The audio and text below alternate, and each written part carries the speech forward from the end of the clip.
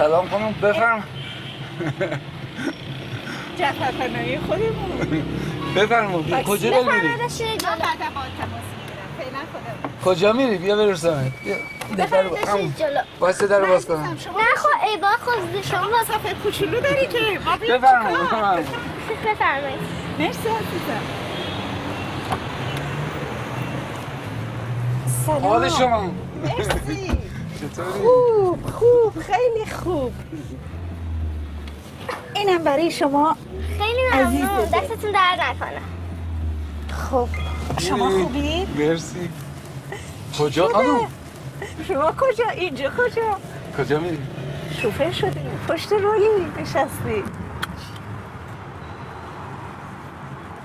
دنبال کسی میگردی؟ صدا شنیدم قبل از شما. راستشو بخوای فکر کردم با جون. خیلی از موکلای منم همین حسو دارم. آدما رو از رو صداهاشون میخوام بشناسم. خاصیت چشمنده. آدم همش دنبال صدای میگرده. خب کجا میری واقعا؟ بهشت. بهشت؟ خیابون بهشت که اون بهشت. تمام بهشت. اون که سند مالکیتش در دست آقایونه شیشتان. خب جدی حالا کجا داری بری؟ من دارم میرم طرف ونک. اسیرت میخوره بیام، اگر نه که مزاحم نمیشم. بذار ببینم طرف ونک.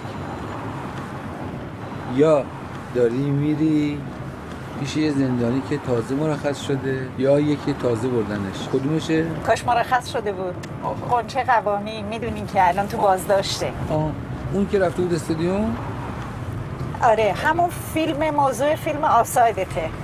خب قنچه قوامی میره استادیوم برای دیدن والیبال. خب یه تعدادی بودن خانوما رفتن اونجا. خب بازداشت میشن، بقیه رو آزاد میکنن. قنچه 108 روزه الان تو بازداشته. رفته بوده تو یا نه؟ نه مثل که دم در استادیوم گرفتنشون. هیچی. الان بیش از 10 روزم هست قنچه دست به اعتصاب غذا زده.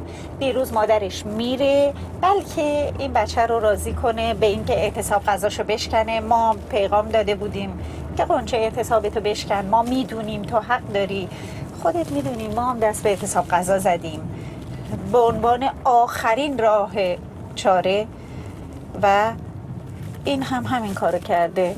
مادر میره غذا میبره بلکه بتونه دخترش رو راضی کنه. میره اونجا با دوربین و اتاق بسته و اینها مواجه میشه. شما بیا اینجا صحبت کن. بنی مصاحبه تلویزیونی کنم. مصاحبه. بیا بگو که دختر من از اول اعتصاب غذا نبوده. مادره اصلا کنترلش از دست میده، میاد بیرون داد بیداد میگه اصلا من ملاقات نمیخوام. غذا رو بر میداره برمیگرده. به قنچه هم اونجا تو سلول میگن تو بیا یه یادداشتی بنویس بگو که اصلا من از اول اعتصاب غذا نبودم. قنچه هم یادداشت رو پاره میکنه میریزه میگه که من ملاقات نمیخوام. این قصه اونا. حالا دارم میرم دیدنشون ببینیم چه کار کنیم. این بچه از دیروز شروع کرده اعتصاب خوش کرده. بلکه ببینیم میتونیم کاری بکنیم. باید چه کار کنیم؟ که اینطور آقای رضای خندان چطوره؟ اونا خوب مشغول کاروبارشه. ممنون کار که نشدن ایشون؟ نه خیر. دیشب شنیدم گفتن 3 سال تعلیق دادم بهتون. تعلیق وکالت؟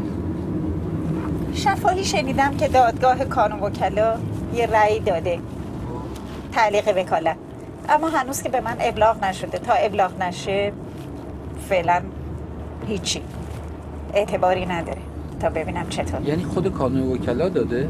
نه چرا؟ نمیدونم. کانون وکلا که دیگه باید مدافع خود وکلا باشه.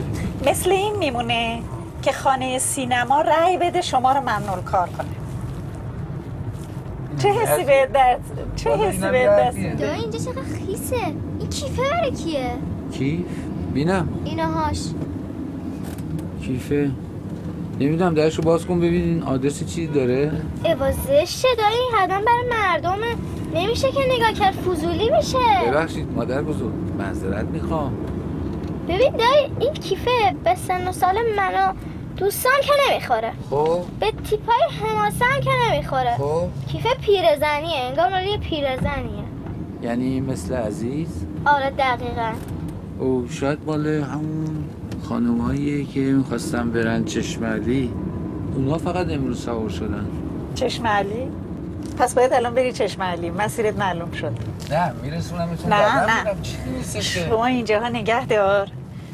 شما باید نوابو بری پایین آخه. خب باشه، من باید نوابو برم بالا. من چند دقیقه بیشتر راه من نیستش. مسیرم نمیخوره به شما. برید دنبال کارتون، اون واجب تره. اینم برای اهالی سینما. اینو گذاشتم اینجا برای اهالی سینما که خیلی بامعرفه. مثل خودت. مرسی. گذاشتم که فکر نکنی نفهمیدم چی کار داری میکنی. ضمناً جعفر عمدن گاهی این کارا رو میکنن که بدونیم تحت تعقیبیم، بدونیم مواظبمون هستن. شگفتاشون هم معلومه. اول یه پرونده سیاسی میبندن، جاسوس موساد، سیا، اینتلیجنس سرویس. بعد از توش یه پرونده اخلاقی هم در میاد. اینجا رو واسه آدم زندون میکنن. بیرونی ها از زندان آزاد شدی، ولی بیرون زندان بزرگتری میشه. نزدیکترین دوستات و بدترین دشمنات میکنن. بعدش فکر میکنی که یا باید بذاری بری فرار کنی، یا اینکه روزی 100 بار آرزو کنی برگردی اون تو. خلاصه به نظرم بیخیالش شو. آره بهتره که حرفای منو تو فیلمت نذاری، چون که بعد میگن که سیاه نمایی کردی، بیشتر از این مزاحم فیلم سازیت میشن. خداحافظ. خداحافظ دخترم. قربونت برم. خدا نگهدار. قربونتم، خیلی ممنون. عزیزم ببخش. بدو بیا. خداحافظ. خداحافظ. بیا. دست بیا. در ببند بیا. من میبندم.